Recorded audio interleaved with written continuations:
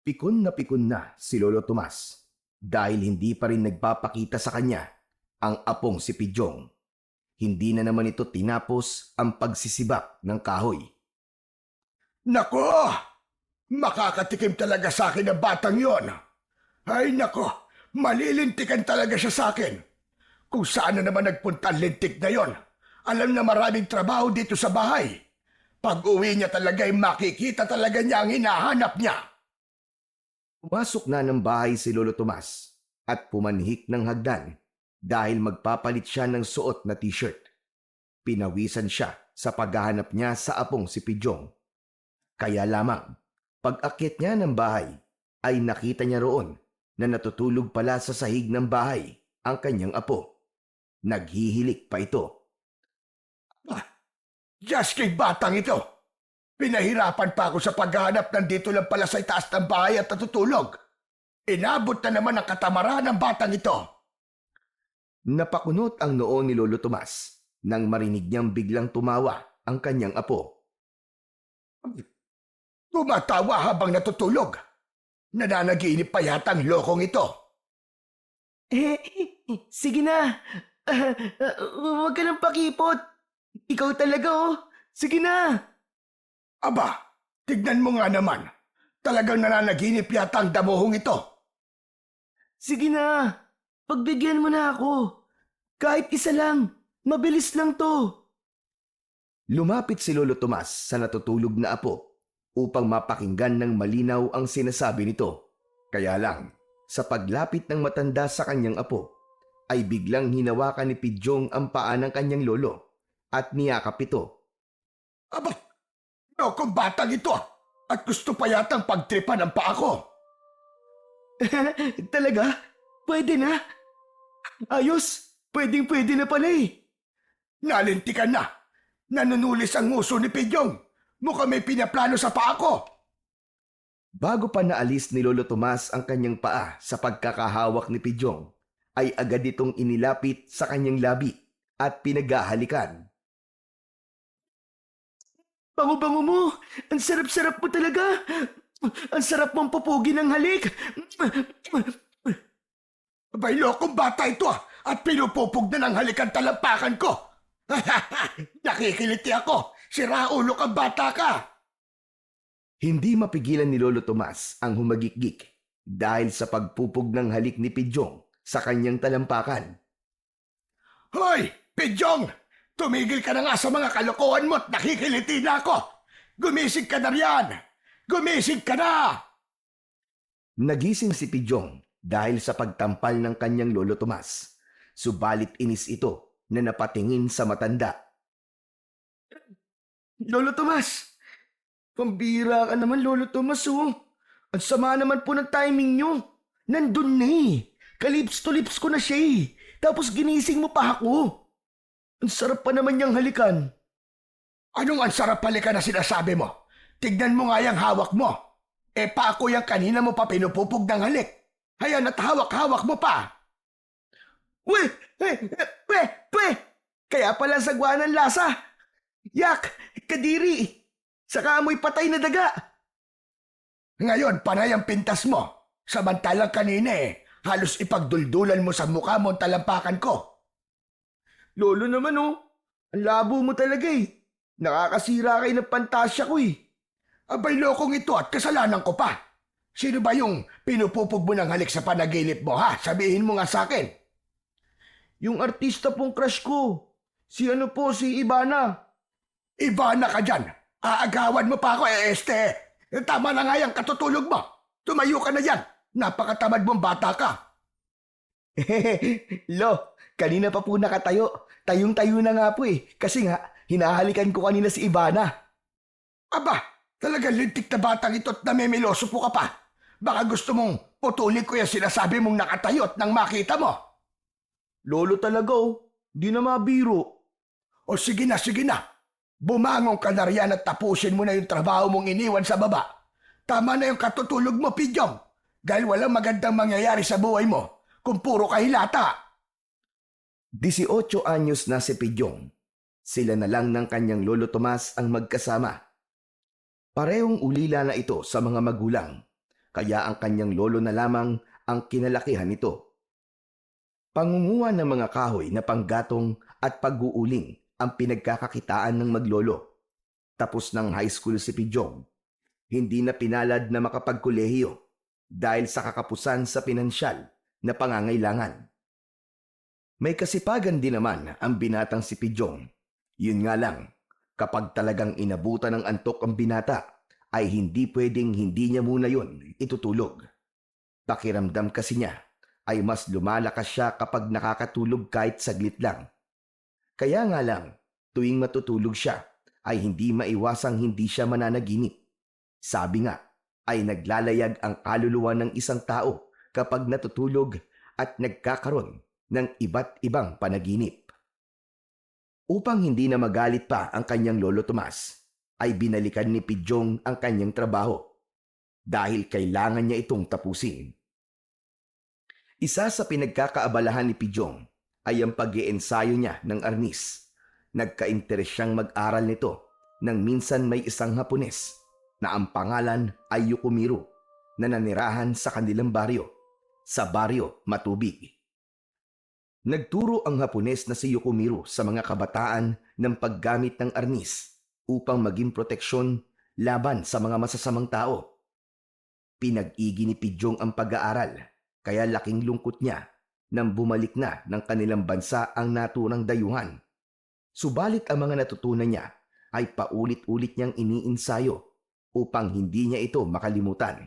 Katunayan ay nagamit na rin niya ng ilang ulit ang kanyang kakayahan sa arnis nang minsang sunggaban siya ng isang asong ulol.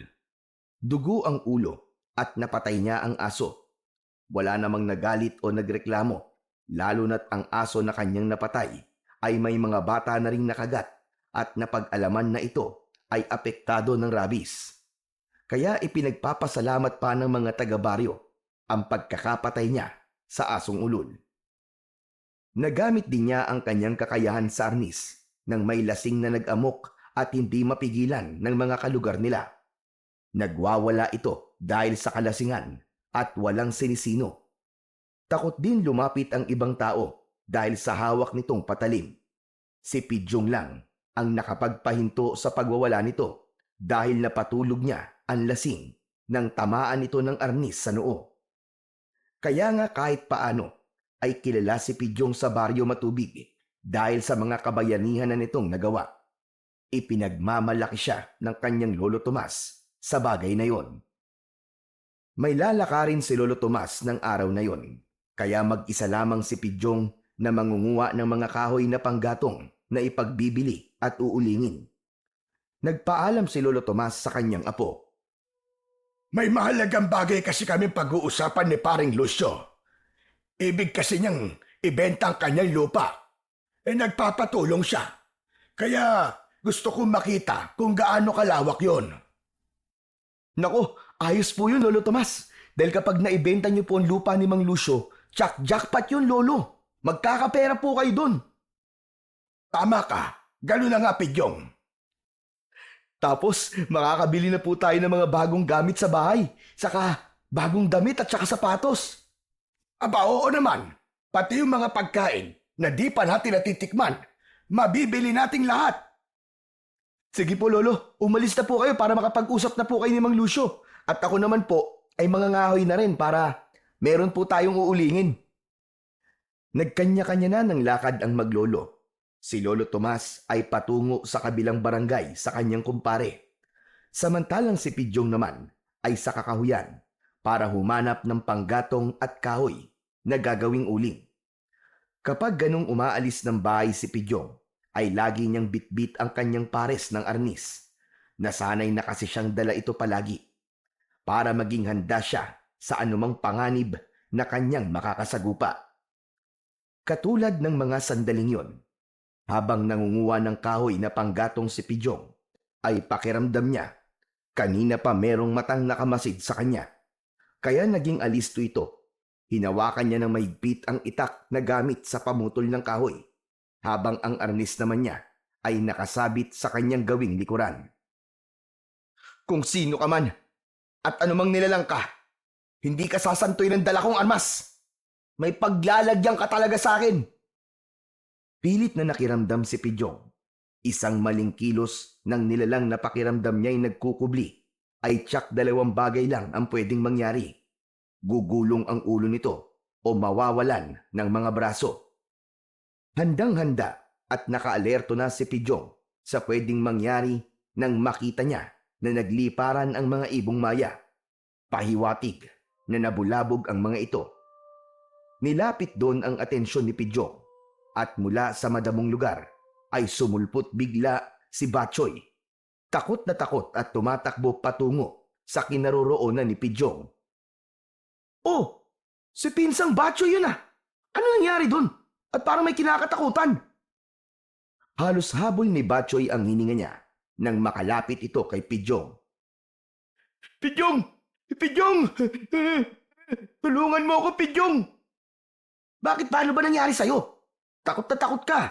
May humahabol ba sa'yo? Oo. Ayaw akong tantanan eh. Kanina pa nakasunod sa akin. Nakakatakot. Sino ba? Biglang nakarinig si Pidyong ng tila ugong. Kasunod ay ang tila maitim at mumunting bagay na lumilipad. Mga insektong ligwan pala ang humahabol kay Batchoy. Grupo ng mga ligwan na handang atakihin ang bata. Mga ligwan ang humahabol sa'yo, Batchoy! Oo, Pidyong! Tulungan mo ako! Praning ka ba? Wala akong magagawa sa mga yan.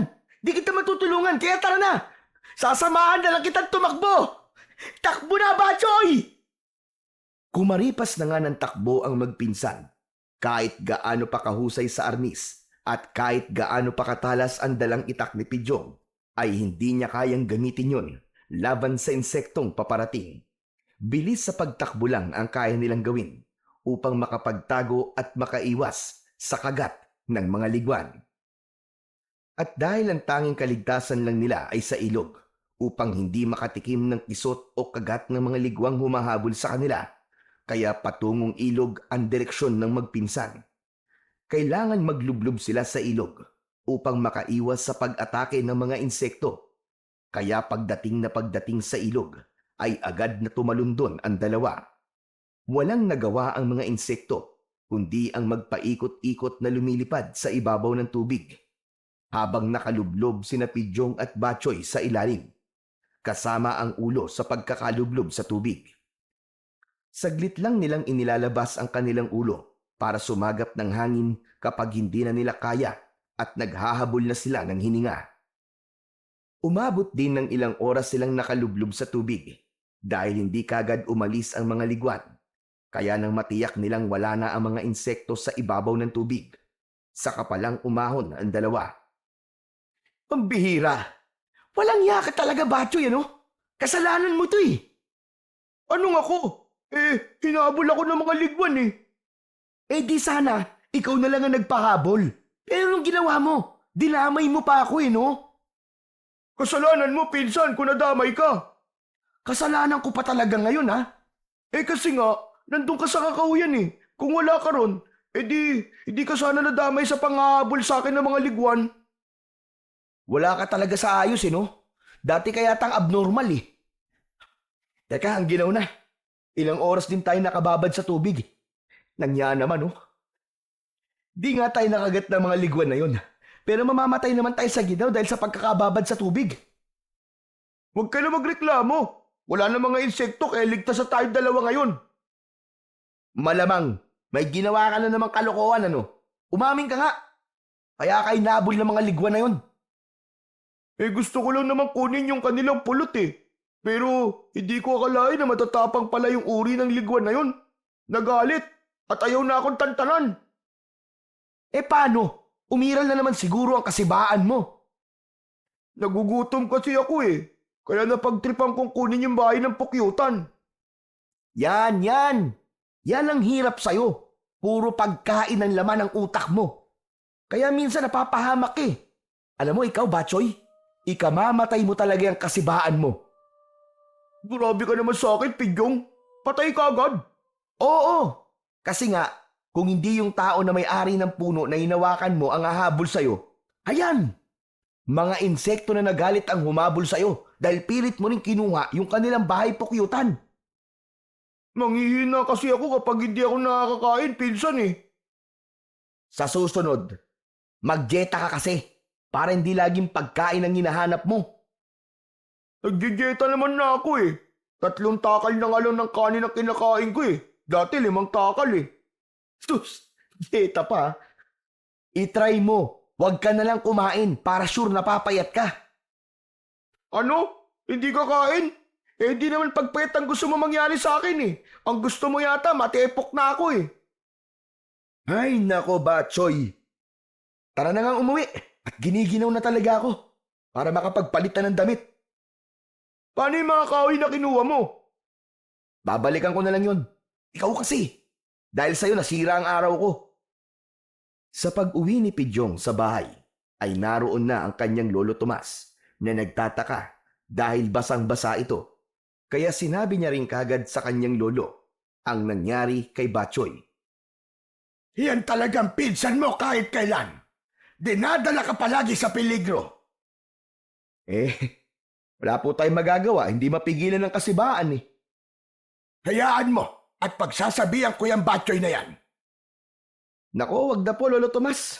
Siguro po dahil din sa kabataan ni Batchoy kaya pasaway siya. Hindi kasi tama na mahilig siyang mangialam.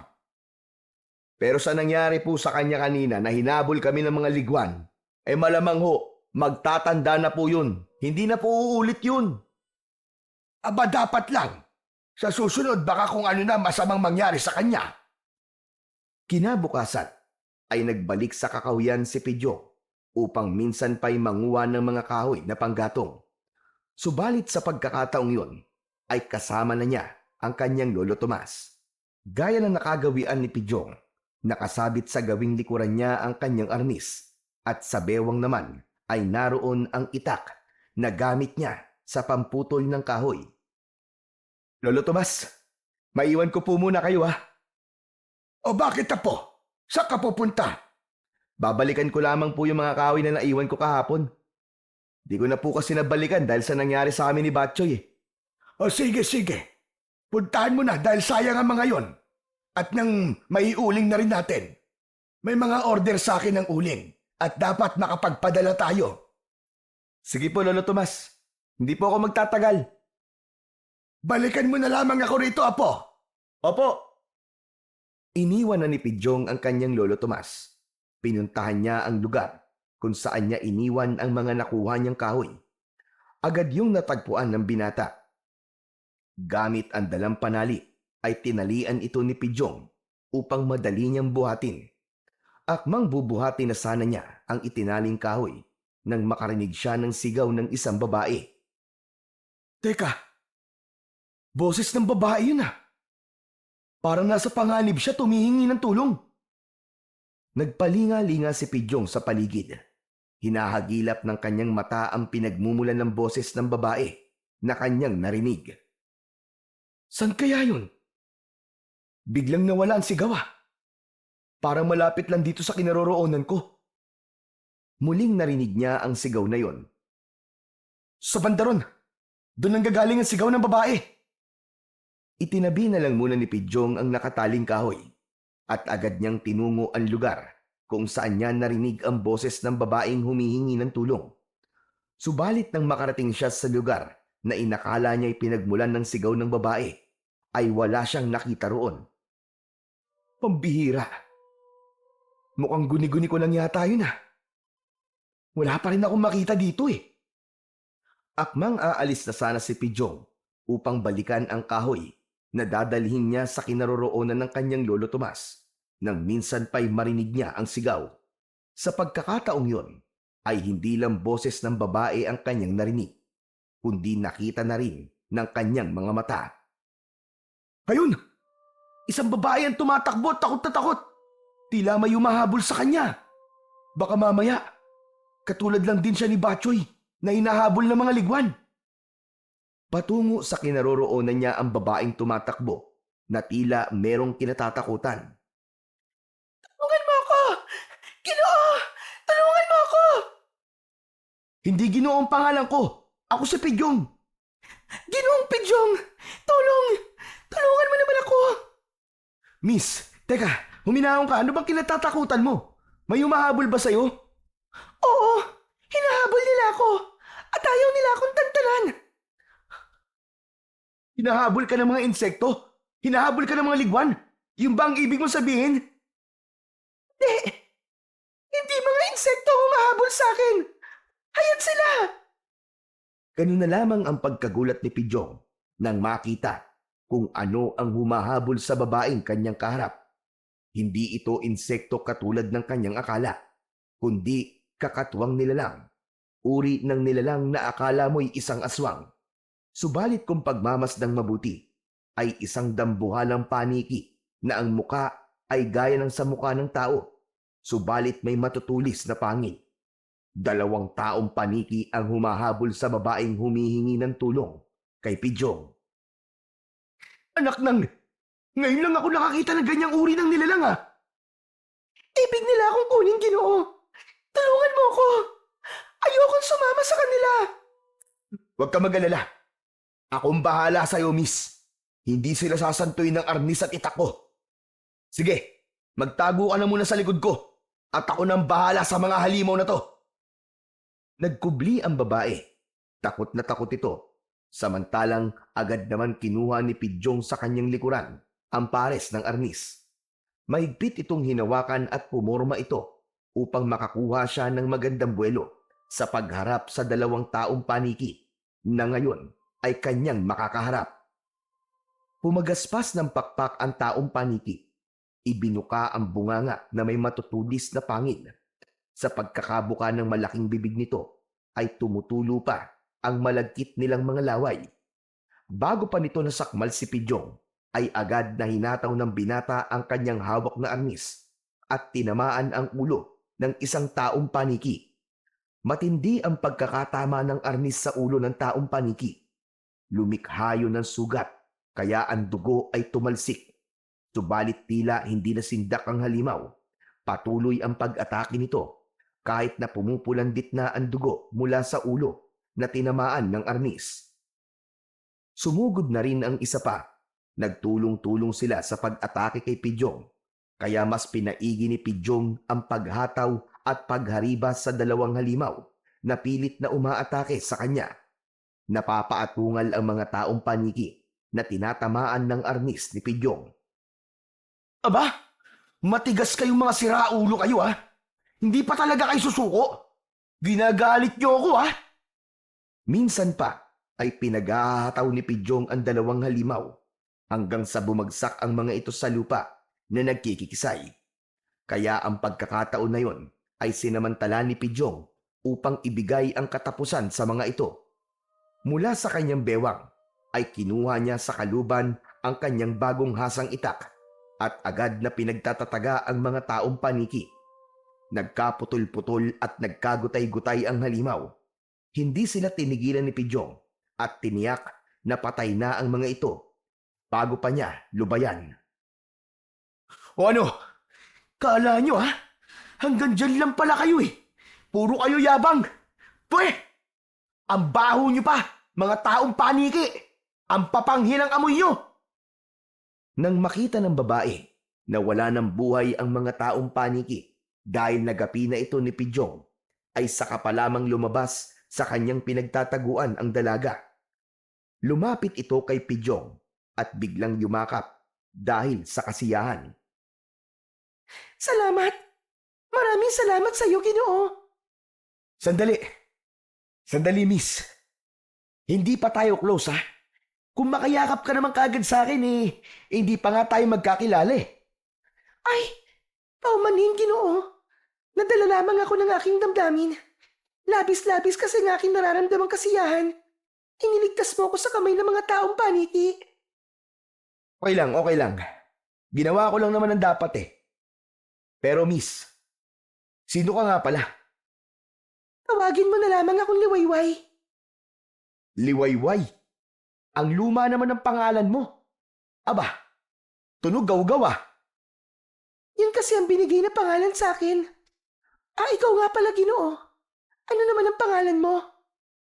Ah, my name is Pidjong. Pero, Pidjonito ang totoo kong pangalan. Bakit nga pala ganyan ang suot mo? Nakikita ko lang ang ganyang suot sa mga lumang larawan eh.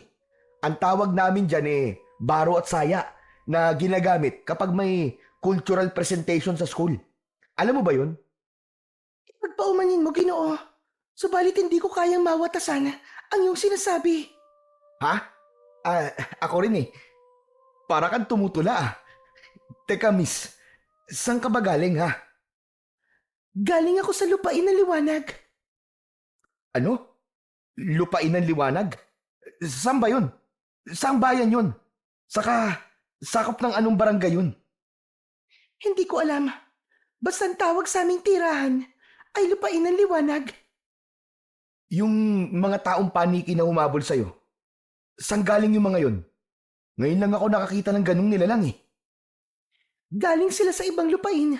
Sila ang mga nilalang na naninirahan sa lupain ng dilim. Oh, lupain ng dilim naman ngayon. Ibang klase ang tawag sa mga tirahan nyo ah. Siguro ang laro ng mga bata dun dilim at liwanag. Tama ka. Ganun nga ang isang uri ng nilalaro ng mga kabataan sa aming lugar. Alam mo rin pala ang larong yun? Hula ko lang yun, pero tumama pala. Ang angas naman. Ang totoo, Pidyong, dahil sa ginawa mong pagliligtas sa akin, marahil, ikaw ang taong matagal na naming hinihintay. Ha? Matagal nang hinihintay? Oo, ikaw ang aming magiging tagapagligtas upang mapigilan na ang pagsakop ng mga nilalang mula sa lupain ng dilim at hindi tuluyang mapasok ang aming lupain. Ang lupain ng liwanag. Teka lang. Teka lang, liwayway ah. Hindi ko maintindihan ang mga sinasabi mo eh. Isa lamang akong pangkaraniwang mga ngahoy. Tapos sasabihin mo ako'y magiging tagapagligtas? Oo, Pidyong. Yun ang aking nararamdaman dahil sa ginawa mong pagtatanggol sa akin. May mabuti kang kalooban. Hindi mo pa ako kilala, subalit itinaya mo ang sarili mong buhay para ako'y iligtas. Katangian ng isang matapang na Ginoo. Katangian ng isang tagapagligtas. Kaya, sumama ka sa akin. Naku, wait lang ah. Hindi pa tayo close eh. Tapos, gusto mo pikutin na agad ako? Aba, never. Hindi pa ako handang mag-asawa, liwayway. Saka, iisipin ko pa kung matataypan nga kita. Pidyong, nakikiusap ako. Kailangan ka namin. Ayos ka rin no? Ang kulit mo eh. Nasa gayong pag-uusap at pagtatalo sina Pidyong at Liwayway nang marinig ng binata ang pagtawag ng kanyang lolo Tomas na kanina pa marahil naghahanap sa kanya. May tao! Ang lolo Tomas ko tumatawag sa akin. Hinahanap na niya ako, Liwayway. Hindi pa niya ako dapat makita. Bakit naman? Dahil hindi pa tapos ang misyon ko. Sige na, paalam Pidyong. Magkikita pa tayo uli. Sandali, Liwayway! Saan ka pupunta? Hindi na sinagot pa ni Liwayway ang tanong ni Pidyong, kundi nagmamadali na itong tuloy-tuloy na lumayo hanggang sa tuluyang mawala sa may matataas na damo. Siya namang paglapit ni Lolo Tomas sa kanya na nag-aalala. Jasky ka, bata ka! Kanina pa kita hinahanap ah! Nandito ka lang pala! Wala na siya, Lolo. Wala! Sinong wala? Si Liwayway po. Abay, sinong liwayway? Wala ka namang kasama dito. Nag-iisa ka nang makita ko. Nananaginip ka na naman ba? Hindi, gising na gising po ako, Lolo. Kanina lang po may kasama ako dito at nandito siya. Magkausap nga kami. Tsaka, iniligtas ko pa nga po siya mula sa mga taong paniki na sabi niya, ibig kumuha daw sa kanya. Ano ba sinasabi mong bata ka? Kung ano-anong iniimbento mo salita. Palibasa, masyado kang mahilig na mga panood sa mga palabas tungkol sa kababalagan. Kaya napapanaginipan mo. Lolo Tomas, totoo po mga sinasabi ko sa inyo. Kanina lang may kasama po talaga akong babae rito. Ang ganda nga niya eh. Kaya lang makaluma. Parang galing sa panahon ni Mahoma. Parang galing sa libro ang itsura niya eh. Parang matandang tao. May sakit ka ba, Tomas? Aba, parang nilalagnat ka yata. Lo, wala po akong lagnat. At totoo po ang mga sinasabi ko sa inyo. May babaeng naligaw kanina rito. Iniligtas ko pa nga po siya, Lo. Totoo po yun. Tignan niyo pa po itong itak ko. Ayan o, may dugo pa. Dugo po yan ng taong paniki na pinatay ko. At yung mga taong paniki na pinatay ko, hayan sila oh. Tinignan ni Tomas ang lugar na itinuro ng kanyang apo. Subalit wala namang anuman ang naroon. Walang taong paniki na pinatay daw niya. Wala ring dugo ang hawak nitong itak. Wala naman ah! Ala, kanina lang nandiyan ang pinatay kong taong paniki. Saka kanina lang, puro dugo itong talim ng itak ko. Apo, ang mabuti pa umuwi na lang tayo. Mukhang kung ano-ano na nangyayari sa'yo. Pero lolo, maniwala kayo sa akin. Lahat po ng sinabi ko sa inyo totoo. Tapos niyaya pa nga ako ng babae na ang pangalan ay Liwayway. Ang sabi niya, sumama daw ako sa kanila dahil ako daw ang kanilang magiging tagapagligtas. Ano ka mo? Magiging tagapagligtas? Abay, paanong mangyayari yon? Dahil nga po iniligtas ko siya sa pag-atake ng mga taong paniki. Tapos ang sabi pa niya, mula daw po siya sa, ano nga ba yun? Yun, lupain ng liwanag. Napakunot ang noo ni Lolo Tomas nang sabihin ni Pidyong ang tungkol sa lupain ng liwanag. Dahil pamilyar kay Lolo Tomas ang pangalan ng naturang lugar. Narinig na niya ang tungkol doon. Olo, bakit parang natahimik yata kayo? Alam niyo po ba ang lugar na tinatawag na lupain ng liwanag? Hindi na sinagot pa ni Lolo Tomas ang tanong ni Pidyong. Sige na, Apo. Bitbitin mo na ang mga itinali mong kahoy at nang makauwi na tayo, baka abutan pa tayo ng dilim dito. Sumunod na lamang si Pidyong sa kanyang lolo. Binuhat ang nakataling kahoy upang umuwi na sila. Habang naglalakad ang maglolo, ay wala silang imikan. Tahimik si Lolo Tomas, subalit ang isipan ay puno ng katanungan dahil sa mga ikinuwento ng kanyang apo. Kinagabihan, pagkatapos maghapunan ay naging ugali ng maglolo ang magpalipas ng oras sa labas ng kanilang bahay. Doon sila nagpapaantok. Nakatingin si Lolo Tomas sa kalangitan. Maliwanag ang buwan, kaya natatanglawan ng liwanag ng buwan ang bakuran ng bahay nila Lolo Tomas. Si Pidyong ang bumasag ng katahimikan dahil hindi pa rin nagsasalita si Lolo Tomas na dati naman ay nag-uumpisa ng kanilang pag-uusapan. Lolo, hindi pa rin po ba kayo naniniwala sa mga sinabi ko sa inyo kanina? Hindi agad sumagot ang matanda. Nakatingin lamang ito kay Pidyong. Ang liwanag ng buwan, no? Di kaya dyan yung lugar na sinasabi sa akin ni Liwayway na lupain ng liwanag? Doon daw po kasi sila nakatira eh. Tumitig si Lolo Tomas sa mga mata ng apo. Pidyong, Apo, hindi ko alam kung dapat ko bang sabihin sa ito.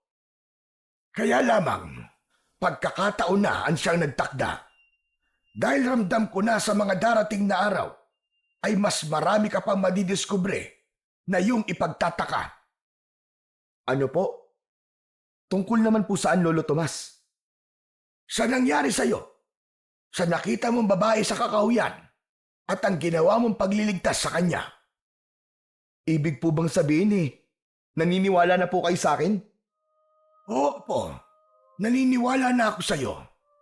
Naibig ko sanang wag na lamang pansinin dahil alam ko kaakibat ng mga pangyayaring yon ang paghihiwalay nating dalawa. Ano po? Magkakaiwalay tayo, Lolo? Sapagkat dadaling ka sa lugar na kailangan mong marating, sapagkat yun ang nakatadhana sa'yo. Dahil nabibilang tayo sa lahi ng mga taong nakatakda upang magligtas at makatulong sa kapwa. Sa lumang panahon man o sa bagong panahon. Teka, Lolo Tomas, sandali lang po. Naguguluhan po ako eh. Hindi ko po kayo magets eh. Apo, mahirap ipaliwanag, subalit alam kong maiintindihan mo rin sa takdang panahon. Takdang panahon? Kailan po yun? Hindi ko pa rin alam. Ngunit batid kong napakalapit na noon. Teka, naguguluhan pa rin po ako, Lolo Tomas. Kung totoo nga po ang sinasabi nyo, paano ako magiging tagapagligtas? Pangkaraniwang tao lang ako eh. Tapos, sa ibang lupain pa yon. Apo, May nakatakda para sa iyong magiging kapalaran. Halika, sumama ka sa akin. Meron ka pang dapat malaman. Tumayo ang maglolo at pumasok sa loob ng bahay. Sa isang lugar ng bahay ay may mga nakatambak na lumang gamit roon. Para kay Pidyong ay mga patapon yun dahil nga sa kalumaan. Subalit mahalagang bagay pala. Isang lumang baul na yari sa bakal na kinakalawang na ang hinila ni Lolo Tomas. Hindi ito nakakandado, subalit dahil sa kalumaan at pagkakaroon ng kalawang ay nahirapan ang matanda na buksan ito. Gayunpaman, pinagtiyagaan ito ni Lolo Tomas hanggang mabuksan ang kinakalawang na baul na gawa sa bakal. Mga lumang gamit ang naroon. May talim ng sibat, tabak at iba pang uri ng mga armas na gawa sa bakal. Nababalot na ng kalawang ang iba dahil sa kalumaan. Subalit kapag nilinisan ay tiyak na babalik sa dati. Isang supot na yari sa balat ng hayop ang kinuha ni Lolo Tomas sa loob ng kalawanging baul. Nakatingin lang doon si Pidyong na nasasabik at nag-aabang kung ano bang meron sa loob ng supot na yari sa balat ng hayop. Isang uri ng kwintas ang nasa loob ng supot. Nakapalawit sa kwintas ang isang kakaibang uri ng bato na kumikislap at ang kislap nito ay lumilikha ng kulay na katulad ng sa bahaghari. Nanlaki ang mga mata ni Pidyong nang makita ang kakaibang kwintas na hawak ng kanyang lolo. Wow! Ang ganda niyan, Lolo ah! Ano pong klaseng kwintas yan, Lolo Tomas? Isang kwintas ito na may taglay na mutya. Mutya ng baghari. Sinasabi na ito ay nakuha kasama ng palayok na may lamang ginto na natagpuan sa dulo ng baghari. Pambihira! Ngayon lang po ako nakarinig ng mutya ng bagari ah. Meron pala nun? Ang tungkol dito ay sinabi lang sa akin ng aking lolo Pidong, ang tatay ng tatay ko. Lolo niyo po siya, Lolo Tomas? Na lolo mo sa talampakan. Bakit niyo po itinago lang dito sa baul, Lolo Tomas? Dahil wala akong paggagamitan yan. Isa pa, hindi lahat ng pinagpapasahan o nagmamana ng mutyang ito ay mabuti ang idinudulot. Kaya pinili kong itago na lamang. Natakot po kayo, Lolo? Oo, apo, tama ka. Isa pa, umabot ako sa edad na 18 na walang anumang nagpakita sa akin o nagparamdam upang gamitin ko ito. Ibig lang sabihin ay hindi ako ang siyang karapat-dapat para humawak at mag-alaga sa mutya ng baghari. Pero ngayon po inilabas niyo na to. Ano pong ibig sabihin nun? Apo, ramdam kong ikaw ang siyang karapat-dapat. Kaya ipapasa ko sa iyo at ipagkakatiwala ang mutyang ito, Pidyong. Sigurado po ba kayo, Lolo Tomas? Oo, apo. Yung pagpapakita sa iyo ng babaeng sinasabi mong mula sa lupain ng liwanag ay pagpapatunay lamang na ikaw ang siyang itinadhana upang mag-alaga sa mutya. Kaya magkakaroon ka ng mabigat na gampanin. Mahaharap sa pakikipagsapalaran. Teka, Lolo Tomas. Bigla naman po yata akong kinabahan sa mga sinabi niyo. Ang simple-simple po ng buhay ko kasama kayo tapos magiging komplikado. Sabi ko nga sa iyo, wala akong magagawa. Maging ikaw ay hindi maaaring tumutol kung yun ang siyang nakatadhana para sa iyo. E paano po kung ayaw ko, Lolo? Kahit tumanggi ka at iwasan mo, apo, hahabulin ka ng mga pangyayari at pilit kang dadalhin kung saan ka nararapat. Wala kang magagawa kundi tanggapin ang iyong kapalaran dahil yun ang nakatakda sapagkat mula ka sa mga lahi ng tagapagligtas. Natahimik si Pidyong dahil sa ipinaliwanag ng kanyang lolo Tomas na hindi niya pwedeng tanggihan, kundi kahit ayaw niya ay dapat niyang tanggapin dahil yun ang kanyang kapalaran. Kinuha ni Lolo Tomas ang kamay ng apo at inilagay sa magkadikit na palad nito ang kwintas na may mutya ng bahaghari. Ayaw pa sana yung hawakan ni Pidyong pero ipinilit yun ng matandang lalaki. Habang nasa loob ng nakakuyom na palad ni Pidyong ang agimat, ay may kakaibang enerhiya siyang naramdaman. Enerhiya na gumapang sa kanyang buong katawan. Nanginig at tila nanigas ang kanyang mga braso, kamay, binti at paa. Pinagmasdan naman siya ng kanyang lolo Tomas na merong pagtataka. Subalit hindi yun pinakialaman ng matanda. Inisip niyang bahagi yun ng pagpasa niya ng kwintas kay Pidyong. Maya-maya lang ay pumayapa na si Pidyong. Nawala na ang tila panginginig niya. Napahiga si Pidyong dahil pakiramdam niya ay nanghina siya. Subalit saglit lang ay bumalik ang kanyang lakas at ramdam ni Pidyong na may kakaiba sa kanyang pakiramdam. Subalit hindi pa niya mawari. Ang tanging natitiyak niya, hindi yun pangkaraniwan. Bago pa iwan ng maglolo ang lugar na kinaroroonan ng mga tambak nilang gamit, ay may ipinaalala sa kanya si Lolo Tomas. Pidyong apo, hindi ka na gaya ng dati dahil sa tungkuling nasa iyong balikat. Kaya anuman ang mangyari at saan ka man dalhin na magiging kapalaran mo, sumunod ka lamang. Huwag mo kong alalahanin. Magkakalayo po talaga tayo, Lolo? Ganun po ba talaga? Oo, apo. Kaya handa na ako at tanggap ko na yon. Ang mas mahalaga ngayon ay magampanan mo ang iyong tungkulin at ipagpatuloy ang dangal ng ating lahi kung saan tayo nakilala. Huwag po kayo mag-alala, Lolo Tomas. Kahit magiging mahirap po, lalo na't magkakalayo tayo, tatanggapin ko po. Lalo na't sinasabi niyong itong nakatakda at ito ang aking kapalaran. Isinuot na ni Pidyong ang kwintas at umalis na sila ng kanyang lolo sa lugar na may mga tambak na lumang gamit. Lumalalim na ang gabi, kaya kailangan na nilang magpahinga dahil kinabukasan ay hindi batid ni Pidyong kung ano ba ang naghihintay na kapalaran sa kanya. Subalit ng gabing yun ay hindi makatulog si Pidyong. Maraming naglalaro sa kanyang isipan. Ngunit kailangan niyang matulog at magpahinga dahil bukas ay kailangan muli niyang tulungan ang kanyang lolo sa mga gawain nito. Kaya ipinikit na lamang ng binata ang kanyang mga mata. Pinilit niyang matulog upang makapagpahinga. Kinabukasan, pagkatapos mag-almusal ng maglolo, ay naghanda silang muli upang tumungo sa kakahuyan. Tila walang nangyari sa mga lumipas na magdamag. Hindi na nila napag-usapan ang tungkol sa kwintas na ibinigay sa kanya ni Lolo Tomas. Gaya ng dati, ay muling sakbit ni Pidyong ang kanyang arnis.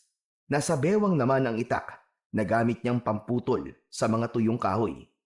Nadagdag nga lang ngayon ay ang pagkakaroon niya ng kwintas na ibinigay ng kanyang lolo. Kapag ganong nangunguha sila ng kahoy na uulingin at ipagbibili, ay nagkakanya-kanya sila ng lakad upang magkita na lamang sila sa isang lugar kapag tapos na sila sa pangunguha ng kahoy upang sabay pa rin silang uuwi. Subalit bago pa maghiwalay ng direksyon ang maglolo, ay may binitiwang salita si Lolo Tomas sa kanyang apo. Sana apo, magkita pa ulit tayo mamaya. Oo naman po, Lo. Magkikita pa ulit tayo. Naghiwalay na ng direksyon na pupuntahan ang maglolo. Nabanggit ni Lolo Tomas ang ganon dahil malakas ang kutob niya na merong mga mangyayaring hindi niya inaasahan. Namumutol na ng mga sanga ng kahoy si Pidyong. Naisip niya na kailangan niyang makarami. Habang abala sa pamumutol, ay nakaramdam siya ng kung anong kaluskos mula sa hindi kalayuan. Kasunod ay sigaw ng boses na pamilyar sa kanya. Boses yun ni Pinsan ah! Bakit kaya siya sumisigaw? Mukhang may di magandang nangyari kay Batchoy ah! Pasaway talaga! Iniwan ni Pidyong ang kanyang ginagawa at hinanap ang pinsan na tila nangangailangan ng tulong. Agad naman niyang nakita na nakabitin ng patiwarik ang pinsang si Batchoy. Nakatali ang isang paa nito dahil nasilo sa isang bitag. O pinsan! Pambira ka! Anong ginagawa mo dyan? Gusto mo bang mag-alatarsan ha? Nagtatanong ka pa talaga? Pwede mo ba tulungan na lang ako makababa? Ang sakit na sa paa eh. Baka mamaya matanggal lang isa kong binti. Hinanap ni Pidyong ang tali ng silo upang putulin yon. Agad naman niya yung nakita. Humanda ka, pinsan ha! Puputulin ko na tong tali para hindi ka na nakabitin dyan! Sandali lang. Baka mapasama ang bagsak ko eh. Huwag mong basta puputulin.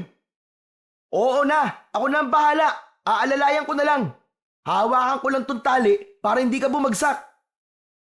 Pinutol na ni Pidyong ang tali ng bitag at hinawakan yon upang mapigilan ang biglaang pagbagsak ni Batchoy, kaya maingat at dahan-dahan itong naibaba mula sa pagkakabitin.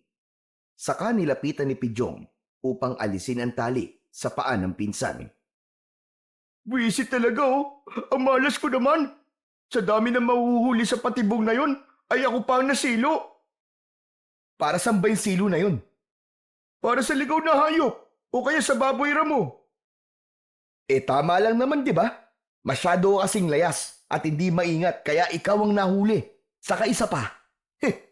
Mukha ka namang baboy ramoy. Aray ko naman, pinsan. Masyado ng personal yun ah. At nasaktan ka pa sa lagay na yan, ha? Tignan mo nga yung itsura mo. Nilait mo na naman ang katabaan ko. Buti na lang pala't narinig kita at kasalukuyang nandito ako sa kahuyan. Dahil baka dito ka naabuti ng gabi kung walang makakakita sa'yo. Tapos naku po, sigurado ako na pagpepiestahan ka rito ng mga aswang. Uy, huwag ka naman ganyan. Oo na. Salamat na sa'yo dahil iniligtas mo ako. Huwag ka kasi masyadong pasaway para hindi ka napapahamak. Nag-uusap ang magpinsan nang mula sa isang bahagi ng gubat ay minsan pang nagpakita kay Pidyong si Liwayway. Salamat at nakita ulit kita, Pidyong. Oh, nandito ka rin pala, Liwayway. Uy, chika babes. Magkakilala kayo, pinsan? Oo, Batchoy. Nagkakilala na kami kahapon ni Liwayway dito din sa Kakahuyan. Liwayway, siya nga pala ang pinsan ko, si Batchoy, na laging gutom at mahilig lumamon. Pinsan naman eh. Ipinakilala mo nga ako dito sa magandang dilag. Inilaglag mo naman kagad ako. Nagagalak akong makilala ka, Batchoy. Ako man, Liwayway. Oh, wala bang beso-beso man lang? Ano? Ano yung beso-beso? Huwag mong intindihin yun. Kalokohan lang ni Batcho yun. Huwag mo na siyang pansinin. Habang nag-uusap ang tatlo, ay minsan pang may dumating na mga taong paniki na ang pakay ay kunin si Liwayway. Nanlaki ang mga mata ni Batchoy sa nakita. Bagamat naging pamilyar na kay Pidyong ang mga taong paniki. Andito na naman pala mga pangit na to. Napatay ko na sila, di ba, Liwayway? Iba sila. Natuntun na rin ng ibang tao paniki itong kinaroroonan ko. At maging sila ay nakakarating na dito mula sa lupain ng dilim. Pinsan, ba kung anong gawin sa atin ng mga halimaw na yan ha? Ayoko pang mamatay, di pa ako nagkakajowa. Huwag ka mag-alala. Akong bahala sa kanila, pinsan. Bago pa makalapit ang mga taong paniki kina Pidyong, ay tila nasilaw na ang mga ito sapagkat biglang nagbigay ng liwanag at kumislap ang suot na kwintas ng binata. Kasunod ay ang pagkakaroon ng tila bahagari. Napahawak si Batchoy kay Pidyong, samantalang tila nauunawaan naman ni Liwayway ang ibig sabihin ng lumitaw na bahagari, kaya humawak siya sa braso ng binata. Saglit pa ay hinigop sila ng bahaghari. Iniluwa ang tatlo sa isang lugar na tila paraiso. Maraming magagandang halaman at merong isang malinaw na lawa na ang tubig ay kumikislap na parang diamante. Pambihira. Wow! Anong lugar to? Bakit tayo dinala rito ng bagari? Pinsan, ano ba nangyayari? Hindi ko maintindihan ah. Huwag ka na maraming tanong dyan, Batchoy. Dahil ako man, hindi ko rin naiintindihan. Nandito kayo sa aming mundo. Sa lupain ng liwanag. Dinala tayo rito ng bagari mula sa iyong suot na kwintas, Pidyong. Kaya tama ako. Ikaw nga. Ikaw nga ang aming tagapagligtas. Uy, astig ah. Tagapagligtas ka raw, pinsan. Ang angas. Superhero ka nga. Ibang klase. Maraming salamat, Pidyong. At pumayag kang makarating dito sa aming lupain. Jack na matutuwa si Ama kapag nalaman niya na kasama ko ang aming tagapagligtas. Sumama kayo sa amin upang maipakilala ko kayo kay Ama. Lumakad na si Liwayway at nakasunod ang magpinsan. Palinga-linga ang mga ito. Pinagmamasdan ang bawat lugar na kanilang dinadaanan. Isang matandang babae ang sumalubong kay Liwayway nang makita ito. Mahigpit na yumakap at biglang umiyak ang matandang babae na sumalubong sa dalaga. Wayway po! Salamat! Salamat at ligtas ka! Lola Rosal, si Ama, nasan po siya? Kailangan niya makausap ang mga kasama ko. Natahimik ang matandang kausap ni Liwayway. Nakatingin ito sa dalaga. Bakit po, Lola Rosal? May nangyari po ba kay Ama? Bihag ang iyong ama, iha. Nakakulong siya sa lupain ng dilim. Sa lugar ni Dabilo. Ang pinuno ng dilim. Paano nangyari yun, Lola Rosal? Sinala kayo lupain natin ng mga kampo ng dilim. Iba't ibang uri ng aswang na mga pinagkakatiwala ang kawal ni Dabilo. May mga kalalakihan silang pinatay. At ang iyong ama ay dinukot nila. Bakit po dinukot si Ama, Lola? Dahil lang nais ni Dabilo ay ang iyong ama ang gawing pabalik para sa kanyang hinahangad na maging asawa. At sino naman po yun, Lola Rosal? Ikaw, Liwayway. Ikaw ang nais na maging asawa ng pinuno ng dilim. Pakakawalan lamang niya ang iyong ama kapag pumayag ka na maging asawa ni Dabilo. Napakasama niya. Ayoko. Hindi ako papayag na maging asawa ng isang masamang nilalang. Kapag hindi ka pumayag, Liwayway, malalagay sa panganib ang buhay ng iyong ama. Papatayin niya si Matipuno. Pero, hindi ko po kaya magpakasal sa pinuno ng dilim, Lola Rosal. Nasa kamay mo ang kaligtasan ng iyong ama, Liwayway.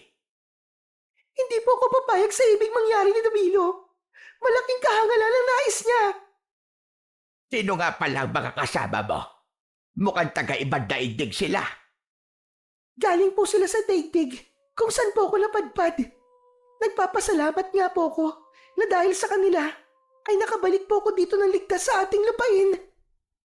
Ako po si Pidyong, Lola. Ako naman po si Batchoy. Pinsan po ko ni Pidyong, Lola. Lola, may pagkain po ba kayo? Gutom na po kasi ako eh. Oo, may pagkain kami nakahanda. Halika kayo. Liwayway, marahil na kailangan muna nila kumain. Tila malayong lupain ang inyong pinagmulan at nagugutom sila. Mamaya na lamang natin ipagpatuloy ang ating pag-uusap. Opo, Lola Rosal. Halika kayo, Pidyong, Batchoy. Sumunod kayo sa akin upang makakain na tayo. Sa isang malawak na bulwagan, dinala ni Liwayway ang magpinsan. Inutos naman ni Lola Rosal sa mga kadalagahang naroon na ilabas ang kanilang mga nilutong pagkain. Kaya ilang sandali lang ay napuno ng sari-saring pagkain ang malapad na mesa sa bulwagan. Mga karne ng hayop, inihaw na isda, at sari-saring prutas. Hane pa, parang piyestahan ah. Siguro naman wala ka ng reklamo ngayon, pinsan. Tsak na bundat ka sa dami ng pagkain na nasa harapan natin. Pinsan, tamang napasama ako sa'yo. Hindi pala ako magugutom sa lugar na ito. Sandamakmak ang pagkain. Hinay-hinay ka lamang at baka maimpatyo ka. Nakakahiya kung dito ka pa magkakalat. Huwag ka mag-alala, pinsang Pidyong. Alalay lang ang gagawin kong pagkain. Sige na, kumain na kayo, Liwayway. Sabayan mo na lang sila sa pagkain. Sumunod naman si Liwayway. Niyaya na niyang kumain ang magpinsan. Hindi malaman ni Batchoy kung ano ang una niyang kukuning pagkain. Halos tinikman niya ang lahat ng pagkaing nakahanda. Nagustuhan din ni Pidyong ang mga pagkaing naroon. Pagkatapos ng mahigit isang oras pagkalipas nilang kumain, ay muling lumapit sina Liwayway at Lola Rosal kay Pidyong. Samantalang si Batchoy, dahil sa labis na kabusugan, ay inantok at nakatulog. Paumanhin, kumakaistorbo kami sa iyo, Pidyong.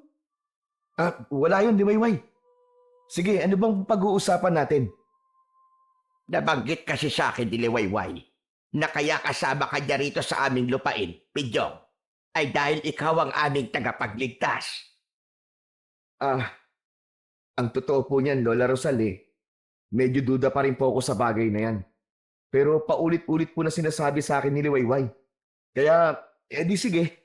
Ako na nga po siguro. Sa unang kita ko pa lang sa'yo, binata, ay iba na ang nararamdaman ko. Tunay na ikaw nga ang aming hinihintay.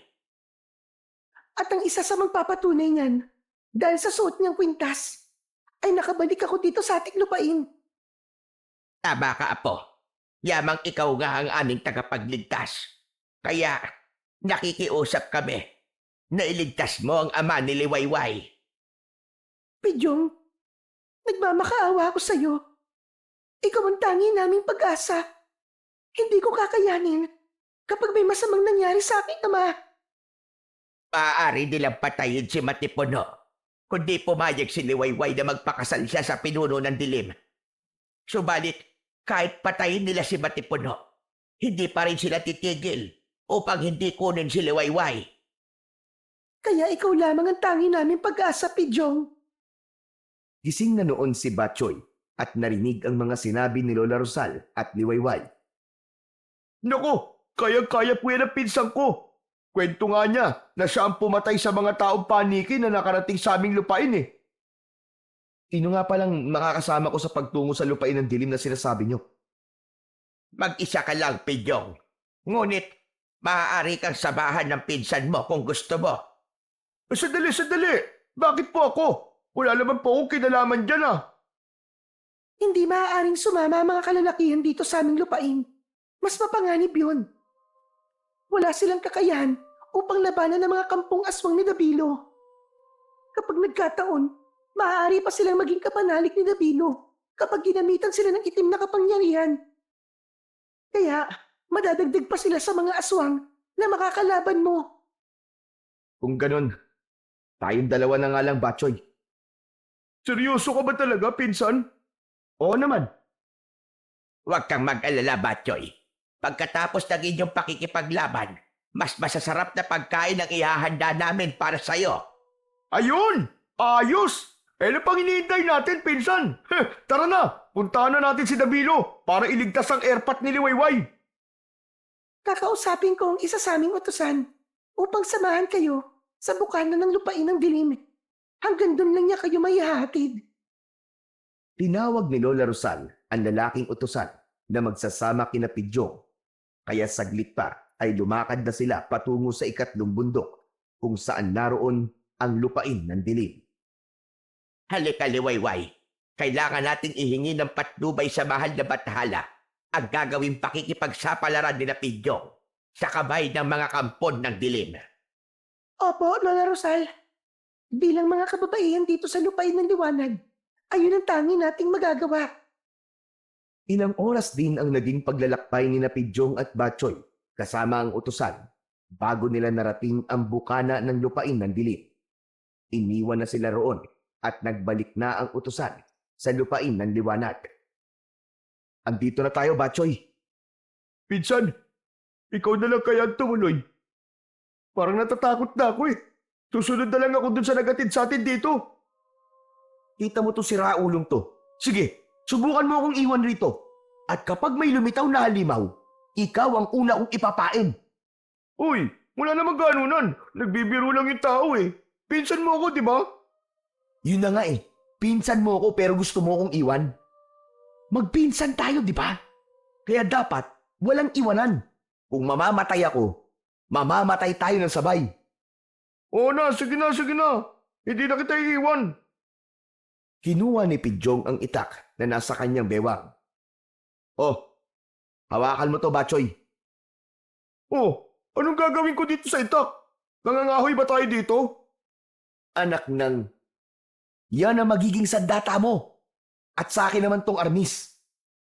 Okay, kaya kong gamitin to. Mas mahirap kung wala akong kahit na anong sandata Nasa pag-uusap ang magpinsan nang bigla silang makarinig ng mga tunog.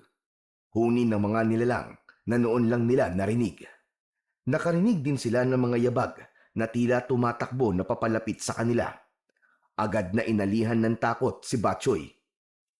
Pinsan, ano mga yun? Parang patungo dito sa kinaroroonan natin ah. Hindi ko rin alam, Batchoy. Basta umanda ka.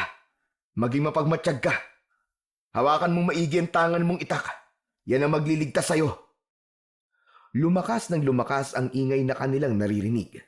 Hanggang sa ganap nilang nakita ang mga nilalang ng dilim na pasugod sa kanila.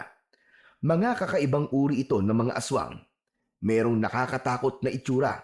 Matutulis at malalaki ang mga tenga. Ang mga balahibo sa kanilang katawan at sa gawing likuran ay tila mga tinik na matutulis. Ang mga nag-aapoy na mga mata ay kakikitaan ng galit na handang umatake. Naghanda ang magpinsan. Nagtalikuran sila dahil nagsimula na ring paikutan ng mga aswang, sina Pidyong at Batchoy. Kaya natin to, Batchoy! Lalaban tayo! Sabayan! Hindi ko sure, Pidyong. Kaya mo yan, pinsan! Magtiwala ka! Saka may tutulong sa atin! Bahala na.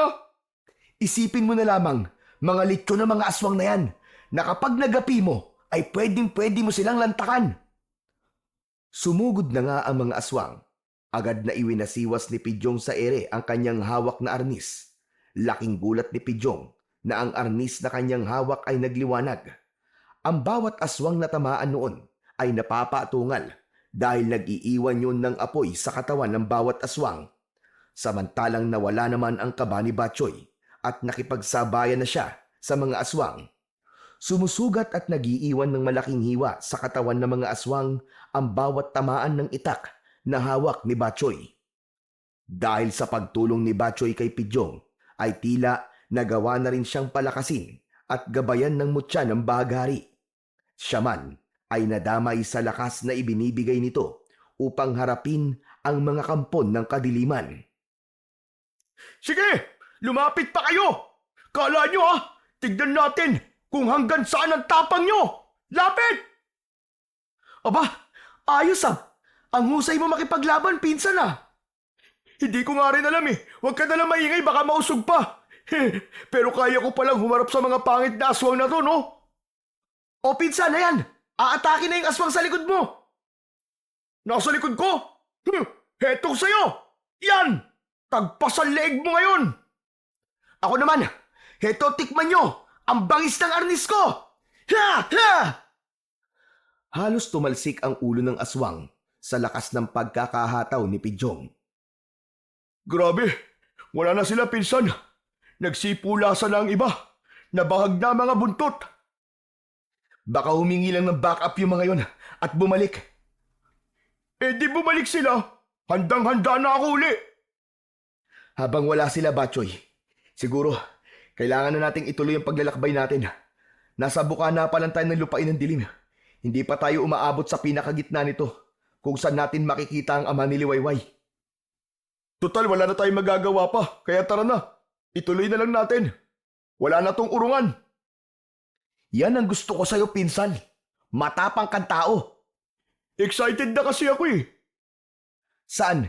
Sa pagharap mo sa kampo ng dilim na makakaengkwentro natin? Hindi ah. Excited na ako sa mga masasarap na pagkain ihahanda nila sa pagbabalik natin. Anak ng tutsang, oo. Pagkain na naman eh. Tara na nga. Ituloy na natin ang paglalakbay natin. Mahalaga ang bawat oras dahil buhay ng ama ni Liwayway ang nakataya dito. Okay. Lalo na ngayong nasa kondisyon na ako. Ipinagpatuloy na ng magpinsan ang paglalakbay patungo sa mismong lupain ng dilim. Bagamat palaisipan pa rin sa kanila kung ano ba ang kapalarang naghihintay sa kanila sa lupain na yon. Samantala, sa lupain ng dilim, nagpapahinga ang kanilang pinunong si Dabilo. May mga tila siga ng apoy sa lugar na kanilang kinaroroonan na nagbibigay ng liwanag. Habang nakaupo sa isang upuan at kumukuya-kuyakoy pa ito at ilang magagandang babaeng alipin ang nagsisilbi dito. Merong nagpapakain ng prutas, may nagmamasahe sa mga paa at ang isa naman ay nasa kamay. Lumapit sa kanya ang pinagkakatiwalaang tauhan na si Adobe. Paumanhin sa aking pangabala, Pinunong Dabilo. Anong kailangan mo, Adobe? May balita ka na ba tungkol sa pagpayag ni Liwayway sa aking alok? Tungkol po doon ay wala pa. Naiinip na ako, Adobe. Hanggang kailan niya ako paghihintayin? Baka nakakalimutan niya na hawak ko ang kanyang ama. Tiyak na alam yun ni Liwayway. Siya nga pala, meron ako nasagap na balita na tiyak na hindi mo ikatutuwa, Pinunong Dabilo. At ano naman yun? Nag-ulat ang mga tauhan natin na nagbabantay sa may bukalang daan patungo rito. May 2 nilalang na patungo sa ating lupain. At nakalagpas sila sa bukana ng daan. Anong ibig mong sabihin? Napagtagumpayan nilang harapin ang mga aswang na aking kapanalig? Ang mga aswang na nagbabantay sa buka ng daan? Gano'n na nga po, Pinunong Dabilo. At naglalakbay na sila patungo dito sa atin. Hindi sila dapat makarating dito. At anong sadya ng 2 nilalang na yun? Isang bagay lang ang aking nakikitang dahilan, Pinuno. Ang iligtas ang ama ni Liwayway. Mga hangal sila. Hindi mangyayari yun. Bago pa nila makuha ang ama ni Liwayway, mamamatay na muna sila. O kaya, patay nilang daratnan si Matipuno. Kung ganon, Pinunong Dabilo, anong gagawin natin? Tinatanong pa ba yan, Adobe? Baka wala ng pangkat na malalakas na aswang na siyang haharap sa 2 dayo na patungo sa ating lupain. Pasusunod po, Pinuno. Gawin mo na. At inaasahan ko na magandang balita ang susunod mong sasabihin sa akin. Dahil walang katiyakan ang lugar na pupuntahan ni Pidyong at Batchoy, kaya patuloy lang sila sa paglalakad. Umaasa na darating din sila sa lupain na kanilang pakay. Pinsan, pahinga na muna tayo. Pagod na ako eh. Grabe ka, ang bilis mo naman mapagod. Ano ba gagawa ko? Pagod na nga ako eh. Katunayan nga, gutom na rin ako eh. Umanap kaya muna tayo ng mga kain. Baka may mga talim ditong puno na mayroong bunga na pwede nating kainin. Ay nako, umiral na naman ang kasibaan mo. Kapag hindi ako kumain, manghihina ako, pinsan. Baka hindi sa pakikipaglaban ako mamatay, kundi sa gutom. Ang dami mong pang sinasabi. Tara na, humanap na tayo ng mga ngata mo. Ikaw talaga, susunod ka rin lang naman. Ang dami mong panreklamo. Doon tayo, mukhang marami mga tanim na halaman doon. Naganap na ng makakain ang 2. Isang puno ng saging na hitik sa hinog na bunga ang nakita nila. Yun, ayos! Jackpot! Mga hinog na saging! Pwede na to, pinsan! Talo-talo na to! Dahan-dahan sa pagkain yan, pinsan ha. Kapag naparami ka ng kain yan, baka magkaproblema ka na naman sa pagdumi. Ikaw rin. Dadamihan ko na lang ang inom ng tubig. Kumain na tayo at talagang di ko na kaya. Kumukulo na ang tiyan ko. Nagrereklamo na ang mga bituka ko. Agad na nilantakan ni Batchoy ang hinog na saging na kanilang nakita. Tumitikim-tikim lang si Pidyong dahil hindi pa naman siya nakakaramdam ng sobrang gutom. Habang nakakarami na ng kanin ng saging si Batchoy, ay may naamoy nakakaiba si Pidyong. Masakit yun sa ilong. Anak ng tutsang oo. Yan lang nga ba ang sinasabi ko, insan? Hinay-hinay lang kasi ayan tuloy. Mukhang kailangan mo pa magbawas ngayon. Ano ba sinasabi mo dyan, Pidyong? Nagpasabog ka na naman na mabahong amoy. Ano ka ba? Sana pinigilan mo man lang. Hindi ko alam ba sinasabi mo, no? Hindi pa nga ako nagpapalabas sa mabahong amoy eh. Ibig mo sabihin hindi ikaw nagpasabog ng utot? Hindi, no? Teka, oo nga, no? Ang baho nga nun ah. Naaamoy ko na rin. Kita mo na? Sarili mong amoy nababahuan ka? Ano ka ba? Hindi nga galing sa akin yun, Pexman. Kahit matsugi man ang butiki ng kapitbahay natin. Hindi sa akin galing yun. Lalo namang hindi galing sa akin. Pero grabe, sobrang baho talaga. Ang sangsang. Iginala ni Batchoy ang kanyang paningin. Gayon na lamang ang kanyang pagkagulat sa kanyang mga nakita. Grupo ng mga aswang na kung tawagin ay amalanhig ang paparating. Nakakadiri ang mga itsura ng mga ito na tila mga naaagnas ang mga katawan. Nahuhulog ang mga nabubulok na laman kaya lumilika ng nakakasulasok na amoy. Panibagong grupo ng mga aswang na naman yan, Batchoy. Mukhang hindi yata mauubusan ng aswang sa lugar na ito Ibig sabihin nun, nandito na tayo sa lupain ng dilim. Kaya narito na rin ang iba't ibang uri ng aswang na maaari nating makaharap. Lahat sila ay kampo ng kanilang pinuno na si Dabilo. Ayon sa mga sinabi ni Liwayway at Lola Rosal. Nawala na tuloy ako ng gana, pinsan. Hindi ko matake ang amoy ng mga aswang na yan. Nakakadiri. Amoy imbornal sila. Tuloy-tuloy ang paglapit sa magpinsan na mga aswang na amalanig. Ang mabahong amoy ang unang panlaban ng mga ito dahil nasisira ang konsentrasyon ng sino mang makakaharap ng mga nilalang na to dahil sa nakakasulasok na amoy. Pinsan, hindi ko na talaga matake ang amoy ng mga to. Umatake na ang mga amalanhig kay Batchoy. Gamit ang kanyang sandatang itak ay madali niyang nagagapi ang mga ito. Yun nga lang, tila walang kamatayan ang mga amalanhig. Anak nang, bumabangon sila uli. At kahit nagkakaiwalay na ang mga bahagi ng katawan nila dahil sa pagkakataga ko sa kanila, nagdurugtong uli sila. Tama ka, Batchoy. Mukhang hindi matatapos ang pakikipaglaban natin sa kanila.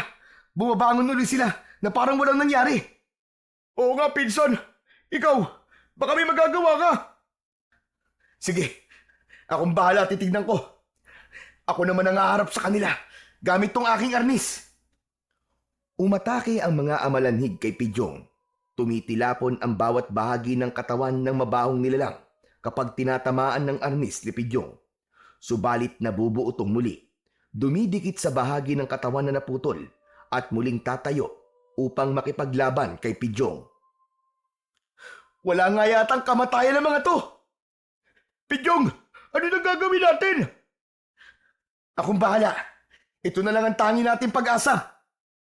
Hinawakan ni Pidjong ang palawit ng kanyang kwintas, saka ito bumulong. Mutya ng bagari, ikaw na lang ang aming tanging pag-asa. Kaya kailangan namin ng tulong mo. Pagkatapos nakausapin ni Pidjong ang mutya ng bahagari, ay lumikha ito ng nakakasilaw na liwanag. Liwanag na kinatatakutan ng mga amalanig. Nasilaw sila sa liwanag. Sumisigaw at umuungol dahil sa sakit at pagkasilaw na nararamdaman. Hindi nila kaya ang liwanag, pinsan.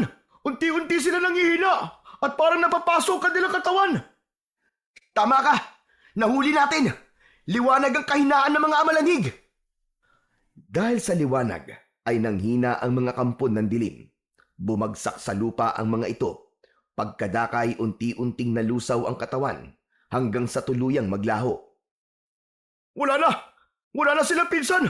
Tinunaw na sila ng liwanag mula sa kwintas mo! Ang astig ng kwintas mo na yan! Sana all! Magkaroon din sana ako ng ganyan! Nagapi na natin ang ikalawang pangkat ng mga kapanalig ng pinuno ng dilim. Kaya makakarating na tayo sa lugar na kinaroroonan ng ama ni Liwayway. Kaya mismong ang pinuno na ng dilim ang ating makakaharap. Ganun ba yun? Marahil ganun na nga. Kaya dobling paghahanda ang dapat nating gawin, pinsan. Samantala, sa lupain ng dilim, nagngingit-ngit sa galit si Dabilo. Nakarating kagad sa kanya ang mga pangyayari. Mga walang silbi! Mga inutil silang lahat! Huminahon po kayo, Pinunong Dabilo. Paano kung hihinahon kung ganyan ang balitang matatanggap ko? Isa lamang po ang ibig sabihin nun, Pinuno. Hindi pang karaniwan ng dayo na ngayon ay nakapasok na sa ating lupain. Kung nagawa nilang gapiin ang magkakasunod na pangkat ng mga aswang, tayo na ang huling haharap sa kanila. Ganun na nga, mahal na Pinuno. Dalhin sa akin ang ating biyag na si Matipuno. Siya ang ating alas para itigil ng mga dayo ang kanilang pakay. Subalit, si Matipuno ang siyang gagamitin mo upang makuha mo ang kanyang anak na si Liwayway. Alam ko kung gaano mo hinahangad na maging asawa ang anak niya. Oo, hindi pa rin yun nagbabago at matutupad yun. Dahil walang maaaring pumigil sa aking hangarin. Magiging asawa ko si Liwayway at siya magiging reyna ng dilim. Sa lupain naman ng liwanag, laking gulat ni Lola Rosal na hindi niya nakita sa higaan si Liwayway. kaya agad niyang ipinagtanong ito sa kanilang mga utusan. Iisa lang ang naging sagot ng mga ito. Umalis si Liwayway at ang pakiwari nila ay patungo sa lupain ng dilim. Napakatigas talaga ng ulo ni Liwayway. Nag-usap na kami na dito lang siya at ipaubaya na sa 2 dayo ang pagharap sa mga kampo ng dilim at pagliligtas sa kanyang ama. Paano ko mapahamak ang aking apo? Malayo na ang narating ni Liwayway. Gaya ng sinabi ng mga utusan kay Lola Rosal, ay sumunod nga ito kina Pidyong at Batchoy. Nakarating na ito sa bukana ng daan ng lupain ng dilim. Walang kahit na anong aswang o malignong umahadlang sa akin. Malaya ako nakapasok. Isa lamang ang ibig sabihin nun. Napagtagumpayan nila Pidyong ang mga aswang na humarang sa kanila. Hindi ako nagkamali. Talagang maaasahan sila. Tunay na tagapagligtas. Nakaramdam ng kasiyahan si Liwayway sa mga oras na yon. Alam niya na malapit na sa inaasam na tagumpay ang ginagawang pagliligtas ni Pidyong sa kanyang ama. Itutuloy ko na ang aking paglalakbay. At sa lupain ng dilim, Jack, magkikita kami ron ni Pidyong. Dahil wala nang panganib sa mga dinaraanan ni Liwayway, kaya malaya siyang nakakadaan sa mga lugar na dati puno ng hadlang. Samantala, napasok na ni Pidyong at Batchoy ang pusod ng lupain ng dilim. Ang tanging kailangan na lamang nilang gawin ngayon ay hanapin na lamang ang lugar na kinaroroonan ng ama ni Liwayway kung saan ito nakabilanggo. Malaki-laki yung lugar na ito ah. Saan natin nahanapin si Mang Matipuno? Hindi ko rin alam, Batchoy. Anak ng... Paano natin siya tutulungan? Ang laki na agad ng problema mo, Batchoy ah. Huwag kang mag-alala. May tutulong sa atin. Wala ka bang tiwala sa mutya ng baghari? Ang dami nang naitulong sa atin tapos ngayon ka pa magdududa? Oo nga naman ano. Ba't di ko kagad naisip yun? O sige, ano pang hinihintay mo? Alamin mo na sa mutyang taglay mo kung saan natin pupunta ng ama ni Liwayway. Oo na, ito na. Aalamin ko na. Atat ka talaga kahit kailan eh. Pinsan, diet na ako ng ilang araw ah. Mga bunga na lang ng kung ano-anong puno ang nilalantakan natin. Gusto ko naman makatikim ng karne. At sabi ni Lola Rosal, masasarap ang ihahanda niya pagbalik natin. Ikaw talaga kahit kailan. Puro pagkain ang laman ng utak mo. Sa lugar na piitan ng ama ni Liwayway na si Matipuno, ay kinuha siya sa loob ng kulungan ni Adobe. Nakagapos ang kamay nito at may takip din ang bibig niya kaya hindi makapagsalita. Tanging mga ungol lamang ang maririnig mula kay Matipuno.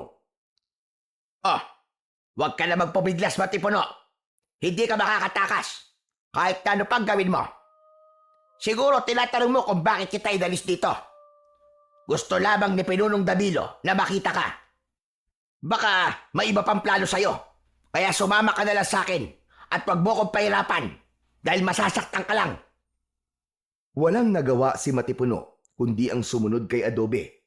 Kinaladkad ito upang dalhin sa harap ng pinuno ng dilim. Kumusta ka, Matipuno? Wala pa rin ang anak mo. Mukhang hindi ka mahalaga sa kanya. Tila mas gugustuhin pa niyang mamatay ka na lamang kesa magpakasal siya sa akin. Nagpupumiglas si Matipuno. Gusto nitong magsalita, kaya lang nakabusal ang bibig nito. Hindi siya binibigyan ng pagkakataon ni Dabilo na magsalita dahil ayaw niyang marinig ang sasabihin nito. Lalo na mga salitang hindi niya maaaring magustuhan at ayaw ni Dabilo na marinig yon. Bibigyan ko pa ng konting pagkakataon ng anak mo. Baka nag-iisip pa siya. Subalit oras na mainip ako. Nakahanda na ang tabak na puputol sa iyong leeg at saka ko yun ipapadala sa iyong anak dahil sa katigasan ng kanyang ulo.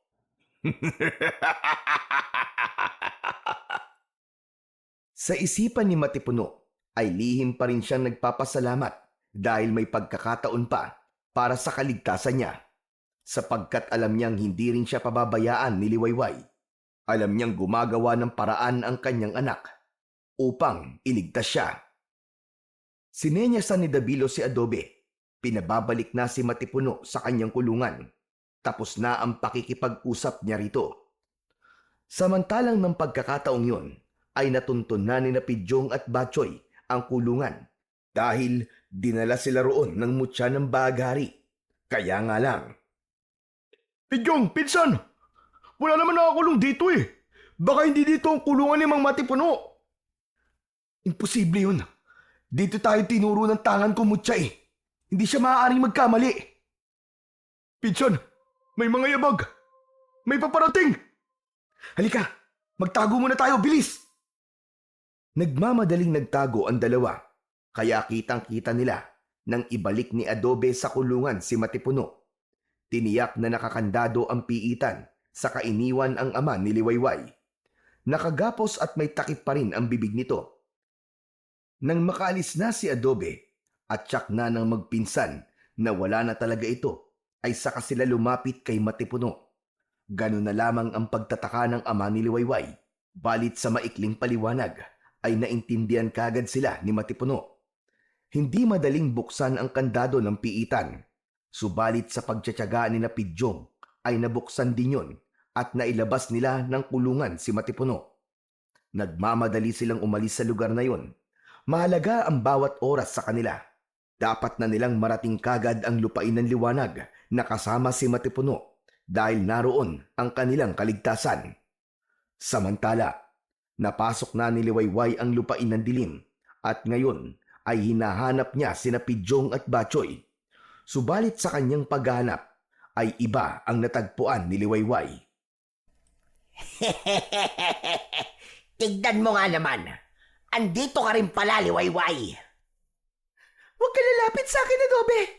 Lumayo ka. Akala ko mahihirapan kaming kumbinsihin ka. Yun naman pala ay pupunta ka rin dito para pakasal kay Pinunong Dabilo. Ikatutuwa niyang malaman na nandito ka na. At syempre, makakalaya na ang iyong ama. Hangal ka, Adobe. Hindi ako nagpunta rito para magpakasal sa iyong pinuno. Eh bakit ka nandito? Wala ka nang pakialam doon. Wala pala ah. Mga kapanalig na aswang.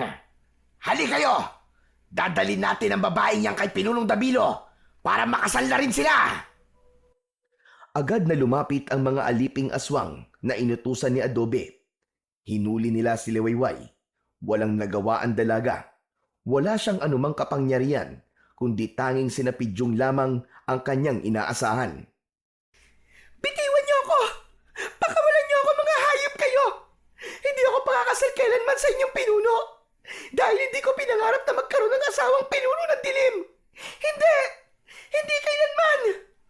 Ang dami mo pa sinasabi. Sumama ka na lang sa amin para hindi ka na mahirapan at masaktan pa. Papalabas na ng lupain ng dilim sina Pidyong, subalit tila hindi nila matagpuan ang tamang daan. Samantalang ang tinatahak naman nila ay ang daan na dinaanan rin nila kanina. Ang bihira. Bakit ganun? Hindi tayo makalabas-labas, pinsan. Kanina pa tayo paikot-ikot. Hindi ko nga rin alam, Batchoy eh. Teka, baka alam ni Mang Matipuno. Sir, tama ba tong daan na binabagtas natin patungo sa lupain ng liwanag? Pinsan, hindi makakasagot yan. Alisin mo muna yung takip sa bibig niya para makapagsalita siya. Ay, oo nga pala. Sorry. Pasensya na po, Mang Matipuno. Inalis ni Pidyong ang nakatakip sa bibig ni Matipuno. Maraming salamat. Isa lang ang alam kong dahilan kung bakit hindi niyo makita-kita ang daan. May hindi magandang nangyayari at kailangan manatili pa kayo dito. Lalo na kung ikaw na nga na may suot na kwintas ang siyang aming magiging tagapagligtas. Mukhang tama siya, Pidyong. May problema pa tayo. May narinig silang ingay na boses ng babae. Nagkubli sila upang alamin kung saan yun galing at bakit meron silang narinig na ingay. Ganun na lamang ang gulat nila nang makita na kasama ni Adobe at pilit na kinakaladkad si Liwayway. Hindi maaari ito, pinsan. Andito si Liwayway at biyag siya ng isang lalaki. Kailangan kong iligtas ang aking anak. Sandali! Hindi ka maaaring lumapit sa kanila. Kami na ni Batchoy ang bahala. Ililigtas namin si Liwayway. Pangako yan. Hindi ko maaaring ipaubaya na lamang sa inyong kaligtasan ng anak ko. Bilang ama ni Liwayway, ako ang unang may pananagutan sa kanya. Hindi na nagawang pigilan ni Pidyong si Matipuno. Pinuntahan nito si Adobe upang iligtas ang anak. Patay! Problema ito, Pidyong! Matigas ang ulo ni Mang Matipuno! Nauunawaan ko siya, Batchoy. Lalo na't anak niyang nasa panganib. Kailangan umisip na lang tayo ng paraan upang matulungan siya. Hindi nagtagal, naiharap ni Adobe si Liwayway kay Dabilo. Walang pagsidlan ng kagalakan si Dabilo nang makita ang pinakahahangad na babae na si Liwayway. Mahusay! Napakahusay ng ginawa mo, Adobe. Ikaw lang pala ang makapagdadala kay Liwayway. Halika rito, aking mahal. Alay ko sa iyo ang aking pag-ibig, ang maging reyna ng lupain ng dilim. Angal ka, Dabilo! Dahil hindi ako magiging asawa mo kahit kailan! Mamamatay muna ako bago mo siya makuha, Dabilo! Nagulat sina Adobe at Dabilo nang makita na nakalaya si Matipuno. Anak nang, nakalaya ka! Kagagawan ba ito ng mga dayo? Nasaan sila? Akalang pakialam doon. Napakasaya nito. Magkakasama na tayo. Kaya tama lamang na masaksiyan ng Matipuno ang pag-iisang dibdib namin ni Liwayway na sa ayaw at sa gusto niya ay mangyayari. Nagkukubli lamang sa pagkakataong yun sina Pidyong at Batchoy na nag-aantabay sa mga mangyayari. Subalit kanina pa nila inihahanda ang kanilang sarili sa anumang kasasapitan ng tagpong yun. May drama pa yata magaganap, pinsan! Huwag kang maingay. Hayaan natin sila at sasabihin ko sa iyo kung kailan tayo lalapit at makikialam sa kanila. Hindi na kaya ni Matipuno na makita na nahihirapan ang kanyang anak na si Liwayway na inilalapit na kay Dabilo. Kaya agad sumugod si Matipuno at pilit na kinuha ang anak. Walang anumang sandatang dala si Matipuno, kaya nakipagpambuno siya kay Adobe. Matigas ang ulo mo, Matipuno. Mas gugustuhin mo pang mamatay kaysa maging manugang ang kagaya kong pinuno ng dilim. Nakawala si Liwayway dahil nagpambuno sina Adobe at Matipuno. Nakita niya sina Pidyong at tumakbo ito patungo roon. Nanlaki naman ang mga mata ni Dabilo dahil sa ginawa ni Liwayway. Nakita niya rin ang magpinsan. Nakaramdam ito ng matinding galit at pagkapuot. Walang sino mang maaaring makialam sa mga plano ko at lalong hindi kayo mga dayo mula sa kung saang lupain. Mga alagad at kampo ng dilim, lumabas kayong lahat mga kapanalig kong aswang at patayin ang mga dayong ito. Subalit itira niyo sa akin ang aking si Liwayway. Mula sa madilim na bahagi ng lugar na kinaroroonan nila, maging sa ilalim ng lupa, ay may mga lumitaw na iba't ibang uri ng aswang. Lahat sila ay may nakakakilabot na mga itsura. Handang umatake at makipaglaban upang sundin ang utos ng kanilang pinuno na si Dabilo. Pinsan! Mapapalaban na tayo ng gusto nito! Ito na ang hinihintay natin! Oo, tama ka, Batchoy. At handang-handa na ako. Liwayway, dito ka lang ha. At huwag kang aalis. Para din yun sa iyong kaligtasan. Kami na ang bahala sa tatay mo. Salamat, Pidyong! Iligtas niyo si Ama! Mula sa kanilang pinagkukublian, ay ganap nang lumantad ang magpinsan. Kailangan na nilang harapin ang mga kampo ng dilim.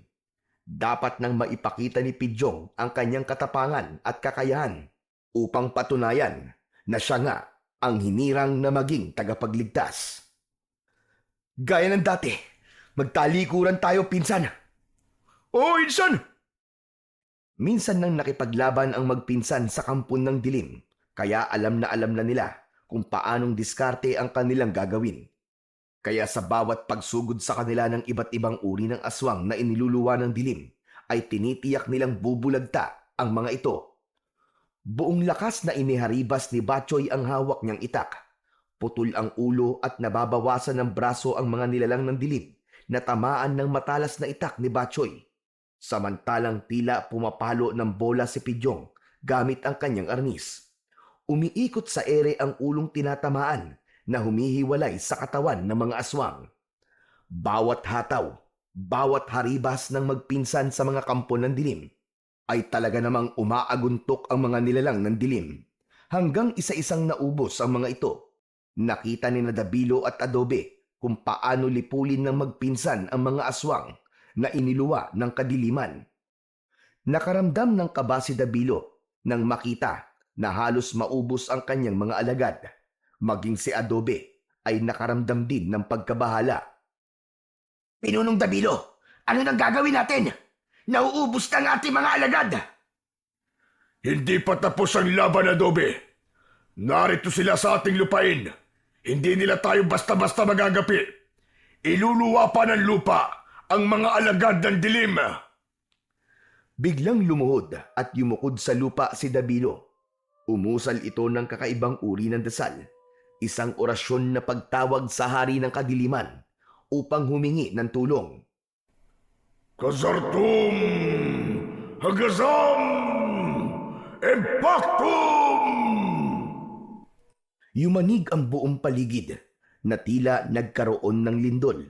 Unti-unting bumuka ang lupa sa lugar na kinaroroonan nila.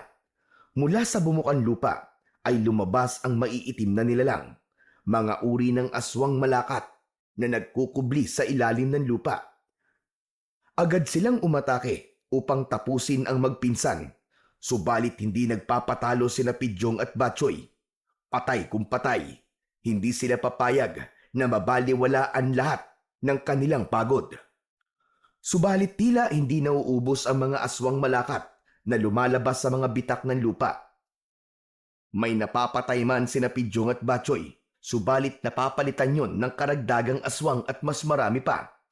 Tila walang katapusan ang paglabas ng mga ito sa lupa na tila nanggagaling sa impyerno. Walang ya! Lalo sila nadaragdagan, Batchoy! Oo nga, Insan! Napapagod na ako! Ang kwintas, gamitin mo na, Insan! Tama ka, Batchoy! Kailangan maubos na mga aswang na ito. Hindi ako makapapayag na magwawagi ang kasamaan laban sa kabutihan. Minsan pa ay binulungan ni Pidyong ang mutya ng baghari na nasa kanyang kwintas. Lumikha ito ng liwanag, subalit hindi katulad ng mga amalanhig na agad na nalusaw nang tamaan ng liwanag mula sa kwintas ni Pidyong ang mga aswang nakaharap nila ngayon, kundi nagpapatuloy pa rin sa pag-atake ang mga aswang malakat. Insan, bakit ganon? Wala ganong epekto sa kanilang liwanag na mutya ng baghari. Hindi ko rin alam, Batchoy. Ano gagawin natin ngayon, Insan? Ituloy mo ang pagharap sa mga halimaw at may gagawin lang ako, Batchoy. Ano gagawin mo? Saan ka pupunta? Insan! Tumakbo si Pidyong patungo sa kinaroroonan ni Dabilo. Ito ang hinarap ni Pidyong. Magkabila na pinakawalan niya ang matitinding hataw sa katawan ni Dabilo. Nagsusumigaw ang pinuno ng dilim. Hindi niya kaya ang sakit ng arnis na lumalatay sa katawan dahil napapaso ito, likha ng kakaibang liwanag mula sa arnis na hawak ni Pidyong. Walang hiya ka, dayuhan. Ako pa talaga ang pinuntirya mo. Dahil kapag ikaw ang napatay ko, alam kong maglalaho na rin ang lahat ng halimaw na narito. Mali ang akala mo, dayuhan. At hindi ako papayag na basta mo na lang akong mapapatay. Ipinalakpak ni Dabilo ang kanyang kamay. Kasunod nun ay tila may ibinabato. Sa bawat direksyon na tila may hinahagi si Dabilo ay nagkakaroon ng pagsabog na lumilika ng malakas na apoy. Kaya napaligiran ng malakas na apoy ang lugar na kinaroroonan nila. Naloko na! Nagkalat na ang mga apoy! Mukhang gagawin pa nilang tila impyerno ang lugar na to! Kailangan na namin makaalis dito! Nagkakamali ka ng kinalit, dayuhan. Hindi mo ako ganap na kilala. Kaya matitikman mo ang aking galit. Sabay-sabay tayong masusunog sa lugar na ito. Hindi ako makapapayag na magapi mo kami. Kaya mas nanaisin ko pang masunog kasama kayo. Sama-sama tayo mamamatay!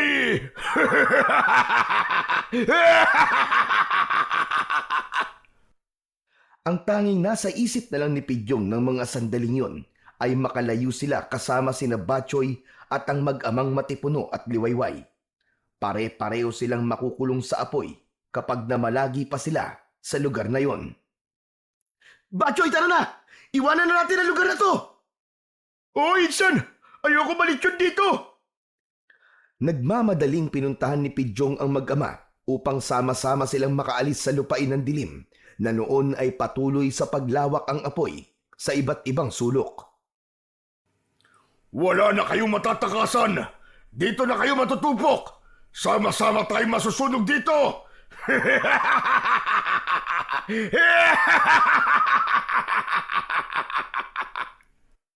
Mahalaga ang bawat oras ng sandaling yun.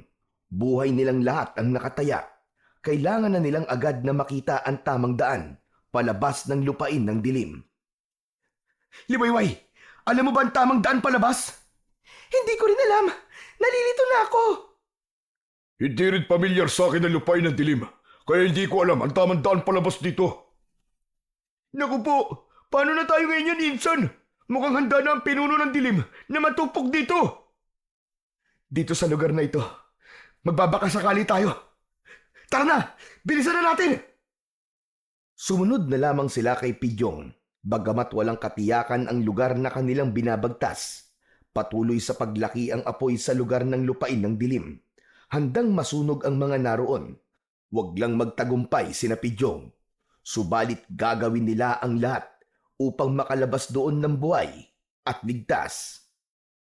Naguguluhan pa din si Pidyong dahil tila mali pa rin ang daan na kanilang binabagtas papalabas ng lupain yon. Gusto nang sumuko ni Pidyong, lalo na't siya na lamang ang inaasahan ng mga kasama, hanggang isang matandang lalaki ang humarang sa kanila. Sumunod kayo sa akin. Ituturo ko sa inyo ang tamang daan bago pa kayo tuluyang matupok ng apoy sa lugar na ito. Teka, paano kami maniniwala sa'yo? Magtiwala kayo. Hindi ko kayo ipapahamak. Kaligtasan lang ang ihahatid ko sa inyo. Wala nang ibang pagpipilian pa sina Pidyong, kundi tanging ang kutob niya na nagsasabi ng totoo ang matandang ibig tumulong sa kanila. Dito, bilisan niyo. Sumunod kayo sa akin. Nagpauna sa pagtakbo ang matanda. Kasunod ay ang grupo ni Pidyong. Sa pagbagtas nila sa lugar na tinahak ng matanda, ay agad silang nakaramdam ng kaligtasan dahil pakiwari nila ay tamang daan nga ang kanilang tinatahak. Hanggang patuloy silang papalayo sa lupain ng dilim, ay naririnig nila ang mga pagsabog na lalong nagpalaki ng apoy. Ano yung mga pagsabog na yung tanda? Natutupok na ang lupain ng dilim. Pinili ni Dabilo na mamatay kasama ang kanyang mga kampon kesa mamatay sila sa inyong mga kamay. Hanggang sa ilang minuto pa ang lumipas, tuluyan na nga nilang narating ang labas ng lupain ng dilim. Huminto na ang matanda. Ligtas na kayo rito. Maaari na kayong bumalik sa inyong pinagmulan. Maraming salamat po sa inyo, Tatang. Hindi ko po kayo makakalimutan. Ito na yung tamang lugar, Insan. Natatanaw ko na ang daan patungo sa lupain ni Liwayway. Kaya nga, ligtas na tayo. Maraming salamat sa inyo, Tatang. Iniligtas niyo po kaming lahat. Ginawa ko lang ang tungkulin ko dahil hindi ko maaaring pabayaan ang aking apo. Teka. Apo? Teka, sino ka ba? At bakit tinatawag niyo pong apo si Pidyong? Ako ang tagapagligtas ng nakaraan. Ako si Pedrito. Ano po? Pedrito? Kung di po ako nagkakamali, yun ang pangalan ng aking ninuno. Ang lolo ng lolo ko. Ako ang tagapagligtas sa nakaraan. At ikaw ang sa kasalukuyan. Nagpakita ko upang tulungan ka. Teka. Paano po nangyari yun, Lolo Pedrito? Mahirap ipaliwanag. Subalit, ang lahat ay dahil sa isang hiwaga. Hindi na ako magtatagal, iho. Masaya ko na nakita kita, Pidyong. Aking apo. Ipagpatuloy mo lang ang iyong mabuting hangarin sa iyong kapwa. Palagi kang gagabayan ng iyong mutya at ng ating Panginoong Diyos. Tumalikod na ang matandang lalaki at habang lumalayo ito ay unti-unting naglalaho sa liwanag. Samantala, labis ang pasasalamat ni Naliwayway at Matipuno kina Pidyong. Utang namin sa iyo ang aming buhay. Kung may pagkakataon pa kayo, ay nais naming isama kayo sa aming lupain upang ganap na makapagpasalamat. Bago pa makasagot si Pidyong, biglang nagliwanag ang mutya na suot niyang kwintas. Kasunod ay ang paglitaw ng bahaghari at sa isang iglap ay hinigop nito ang magpinsan. Wala silang nagawa kahit pigilan pa ni Naliwayway. Ibinalik sina Pidyong ng dulo ng bahaghari sa lugar na pinagkunan sa kanila. Yun nga ay sa kakahuyan. Ala, andito na tayo sa kakahuyan, Insan! Nagbalik na tayo! Tama ka, Batchoy. Tapos na ang ating misyon. Nagawa ko ng aking tungkulin. Wala na rin si Naliwayway at Mang Matipuno. Naku naman, oo! Sayang! Sayang talaga! Alin ang sayang? Yung pinangako sa atin ng lola niya, yung ihahandang masasarap na pagkain ni Lola Liwayway. Hindi ko na matitikman yun. Naku naman, oo. Halika, balik tayo doon. Sira ulo. Kalimutan mo na yun. Ikaw na lang ang bumalik kung gusto mo. Pero ang mahalaga sa lahat, nailigtas na natin sila sa kamay ng dilim. Makakapamuhay na sila ng maayos at may kalayaan sa lupain ng liwanag. Kung makakabalik pa tayo doon, hindi ko alam. Ang mutya lang ng bahaghari ang tanging nakakaalam. Paano na tayo? Anong gagawin natin ngayon, Insan? Ano pa nga ba? Di umuwi na tayo kay Lolo Tomas. Malamang naghihintay na sa atin yun. Baka nga mamaya may inihanda siyang pagkain Gutom na rin ako. Yun, ayos! Wish ko lang may tibog na inihanda si Lolo Tomas. Tara na, Insan. Tom goods na talaga ako Magkaakbay ang magpinsang naglakad na papauwi. Naging puno man ng pakikipagsapalaran ang mga nakaraang araw sa kanila. Subalit kasiyahan ang hatid nun dahil alam nila na may iniligtas sila at may natulungan. Bagamat palaisipan pa rin ang mundong kanilang pinuntahan, ang tanging alam nila ay naging kasangkapan si Pidyong kasama si Batchoy upang iligtas ang mga tagalupain ng liwanag sa mapinsalang nilalang mula sa lupain ng dilim. Bawat isa sa atin ay may itinakdang kapalaran. Maaaring ginagamit tayong kasangkapan para sa ibang tao. Yun ay ang matulungan sila at maging mabuting ehemplo sa lahat. Nangako si Pidyong na mas pagbubutihan niya pa at pag-iibayuhin ang kanyang pag-iensayo kasama ang pinsan niyang si Batchoy. Pagsusumikapan nila ang maging tagapagligtas ng sangkatauhan mula sa mga kamay ng mga nilalang na magpapalaganap ng kasamaan at kadiliman.